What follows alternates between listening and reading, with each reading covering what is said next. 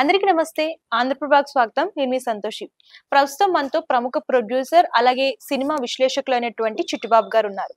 నమస్తే సార్. నమస్తే సార్. బాలయ్య ఎప్పుడు వార్తల్లోనే ఉంటారు.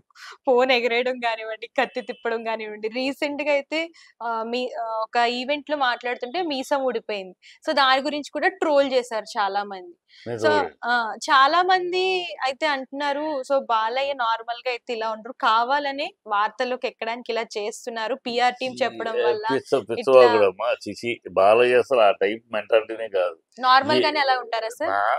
నార్మల్ ఇప్పుడు మేసం ఊడిపోవటం అనేది మేకప్ అది అంటించుకున్నాడు. తర్వాత ఈ ఫంక్షన్ తర్వాత ఇక్కడ వేరే ప్రోగ్రామ్కి వెళ్ళాలి, తరహా గెటప్ లో ఉన్నాడు.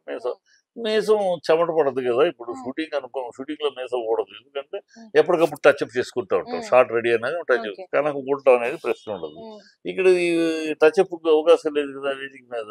అది పడి ఊడింది, దాన్ని ఏమంటే అనుకుంటూ మాట్లాడేశారు.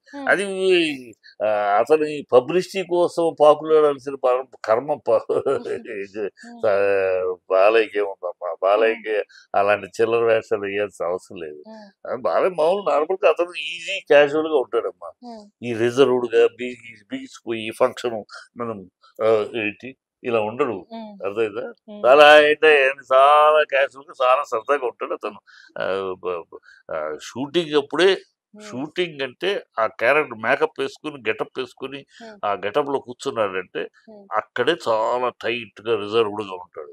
పిన్ డ్రాప్ సైలెంట్ ఉండాలి, తను దాని మీద కాన్సన్ట్రేషన్ ఉండాలి. ఇతర పిచ్చాపాటి ఇతర మాటలు కథలు మాట్లాడటానికి ఒప్పుకోడు.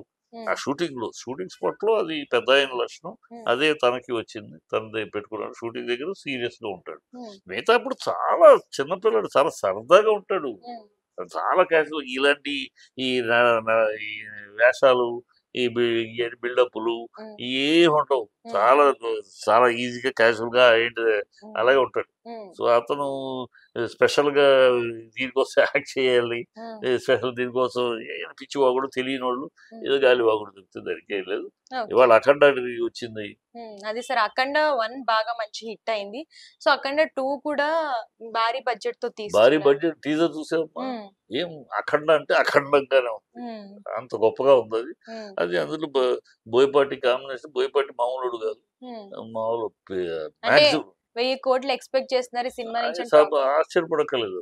అఖండ ఎందుకంటే అఖండ ఫస్ట్ పార్ట్ కూడా రేట్లు తక్కువ రేట్లోనే కొన్ని కోట్లు రికార్డు కలెక్షన్ చేసింది. రేట్లు పెరగకముందే, ఆ రోజు పెరగకుండా కరోనా టైంలో కోట్లు హైయెస్ట్ రికార్డు చేసింది. కనుక అందులో ఇది తర్వాత వచ్చే సక్సెస్ లేదు. గెటప్ అసలు ట్రైలర్ చూస్తానే పిచ్చెక్కిపోయింది. ఈ సంవత్సరం రాబోయే సంవత్సరం ఈ సమ్మర్ లేట్ గా వస్తుంది ఇండస్ట్రీకి. సమ్మర్ అయిపోయినాక సమ్మర్ మొదలవుతుంది. రాబోయే కుబేర్ అవ్వచ్చు, అఖండ అవ్వచ్చు, రాజా ఇది అవ్వచ్చు, రాజాసాబ్ అవ్వచ్చు, అన్ని ట్రీజర్స్ బాగున్నాయి, చక్కగా బ్రహ్మాండంగా ఉన్నాయి. ప్రతిదీ హిట్ కొట్టే. అంటే నా expectation March April May summer కాస్త జూన్ జూలై ఆగస్ట్కి వెళ్ళింది. 3 నెలలు మనసుతారు. ఈ సమ్మర్ ఎప్పుడు సమ్మర్ పండగ. సంక్రాంతి సమ్మర్ ఎప్పుడు సినిమా వాళ్ళకి పండగ. సంక్రాంతి అయ్యింది, అయ్యో సమ్మర్ ఏంటి ఇట్లాగా అనుకున్నాం. ఈ సమ్మర్ కొంచెం డిలే అయింది అనమాట. వాతావరణం కూడా సమ్మర్ లో వానలు వచ్చి అలా డిలే అయింది. ఇప్పుడు రాబోయే 3 నెలలు సమ్మర్ బొనాన్జా. అన్ని సినిమాలు బాగున్నాయి, చక్కగా ప్రతి ఇది మళ్ళీ చూడాలని ఉత్కంఠ కన్నప్ప గాని అన్ని 4 సినిమాలు టీజర్స్ బ్రహ్మాండంగా ఉన్నాయి. సో డెఫినెట్ గా హిట్ కొట్టే అవకాశాలు ఉన్నాయి. అది అఖండ అవ్వచ్చు, అది రాజాసాబ్ అవ్వచ్చు, కర్ణప్ప అవ్వచ్చు, కుబేరా అవ్వచ్చు. కుబేరా కూడా మా డైరెక్టర్ సినిమా అది. అతను ఇద్దరిని పెట్టి తీస్తారంటే విషయం లేకుండా తీయడు కదా. మంచి డైరెక్టర్.